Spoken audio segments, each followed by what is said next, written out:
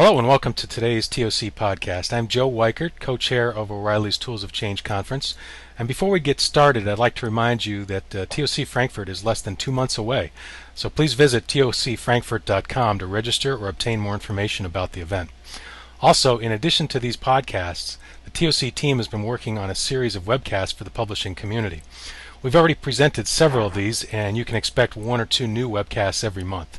Be sure to visit O'Reilly.com/webcasts for details on upcoming events. For today's podcast, I'm joined by Jonas Lennermo, Head of Publishing at ustwo, which is a digital design studio.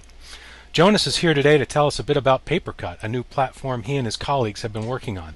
Jonas, welcome to this TOC podcast. Thank you. Thank you very much. So let's start off by having you give us a quick overview of Papercut. What's it all about and when's it going to come out? Papercut is, you can say Papercut is 3 things. It's a publishing platform. It could work as a storefront, and foremost, it's a new genre. It's a storytelling experiment, and I'm really excited about that. It will be released in about 2 or 3 weeks, something like that. Okay, so sometime in September in all likelihood? Yeah, something like that.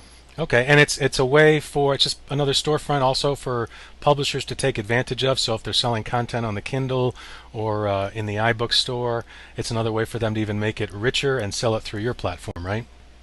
Papercut is a publishing platform made for iPad users, and it's a multimedia sensory, or a multi-sensory experience, you could say. So the concept is quite straightforward. We have a quite small reading window, a scrollable reading window. And because of that reading window, we know where the reader is in the story. And because of that, we can trigger events based on what's happening in the story. So when you read about something, let's say that you read about a door that you can open, and then you can actually hear the sound of this door opening, and you can hear the wind outside, and you will see some visuals going on at the same time. So you have the story, and we can trigger events based on what's happening in the story. And it's all kind of tied together, and it works really well, actually.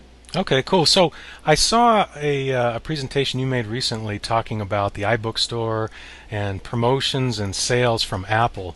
And it was interesting because you put a chart up there, and it's a chart that I've seen before from others as well, where if you're selected as kind of a promotional app from Apple within the App Store, your sales surge considerably, but then it seems like that surge is sort of short term. So can you tell us a little bit about that and what your experience was there, and what the ways are forward outside of just relying on Apple to help you promote the product?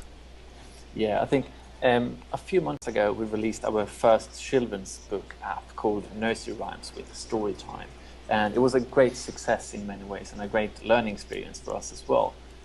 It's a quite new thing for us as a digital studio, a digital design studio to do books, and the app is really nice, and we got promotion by Apple. And when we got the Apple promotion, you really see the sales peaks just go straight up, and then after a week of promotion, it goes straight down again. So the power of Apple is just enormous. And if you have a look in the App Store, in the book charts at least, you will see two quite, it's quite obvious. It's either really big brands like Disney, or it's storefronts. So we wanted to create something more like a storefront, so we could get higher, so we could get more visibility in the charts. Yeah, okay, so, and that was another point you made in that presentation, which I thought was really insightful, that if you don't have a big brand, you're going to have to find some other way to rise above the noise, right? Because discoverability is a huge problem, right? Especially when it comes to apps these days, isn't it? Yeah, absolutely. Yeah, and that's why we build Papercut as a publishing platform, which makes it cheaper to produce stories, but also it could work as a storefront, so we have this visibility in the App Store and this discoverability.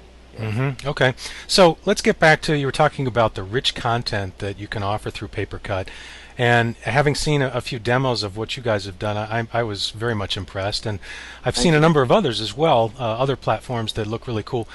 The one question I keep coming back to though is scale, right? So in our industry, we've got this all figured out where each publisher has their own model. Maybe they have their authors write in Microsoft Word, and then it goes into their own internal publishing, I'm sorry, production platform, or it goes out of house, and it's a kind of a well-oiled machine at this point. And when I see some of the richness of these apps, whether it's one of the ones that I've seen a demo of from you folks or others, I keep thinking, is everything going to be a one-off? In other words, are you reinventing the wheel every time you go back to do the next one of these rich products? And so is there a way to kind of solve that scale problem? Because I think that's going to be a huge one for publishers going forward as they try to create more rich content.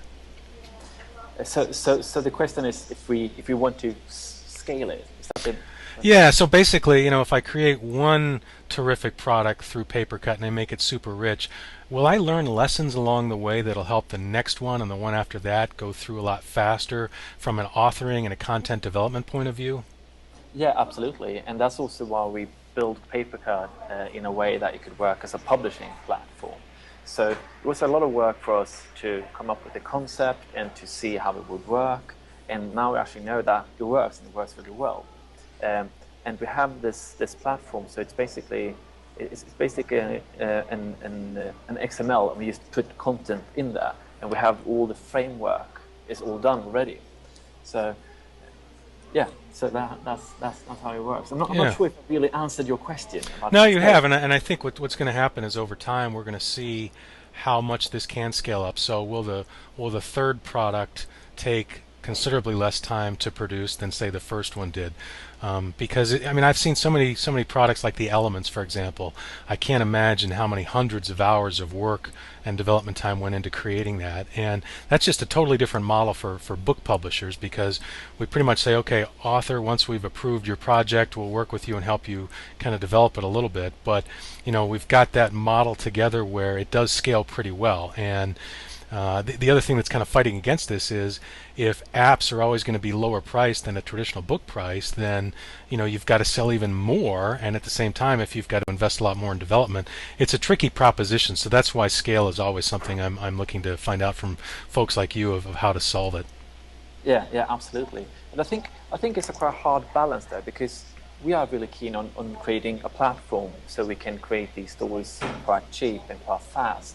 But also we don't want to be locked in to only do one thing. We still want to experiment, but mainly we want to experiment with storytelling. I think that is the important thing, to me at least. So it's a fine balance between creating a one-off, really trying to explore and do something brand new, but also at the same time be strategical and actually create a platform that you can reuse. So yeah, it's a hard balance, but I think Papercut works really well in that sense that on a storytelling level, it's extremely flexible. You can work with a lot of different content on the platform, but on a code level, so to speak, it's already built. It's really all done. So you can just put all the content in there. Yeah, and the other thing too is I want to be as encouraging as I can for folks like you, because I think it's operations like yours that are going to help us reinvent publishing and come up with a new model of doing things. And you mentioned something that is near and dear to my heart, and that it's all about storytelling, and I couldn't agree more.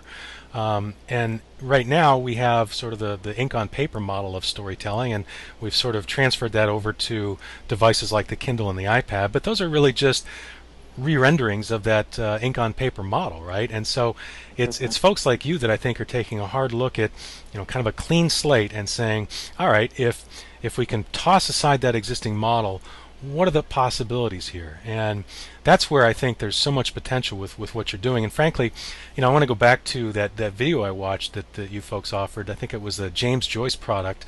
As I was kind of watching the replay of it, I couldn't help but think that this isn't really so much of a book as it is really an entertainment product, and a different type of entertainment product, and almost feels like it's somewhere between like a book and a movie. Is that a fair way to kind of characterize it? Yeah, absolutely. And that's very much how I talk about it and think about it. It's somewhere in between plain text and a full-on movie, and we're kind of exploring the possibilities of creating something in between and using the best of these worlds.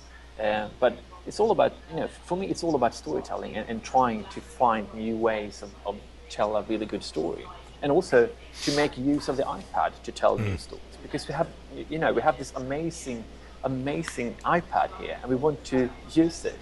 So that's the absolutely. Well, hey, thank you so much, Jonas, for taking the time to speak with the TOC audience today. Really appreciate it. And again, very much looking forward to the release of Papercut in September. And we'll check back in with you then to see how things are going.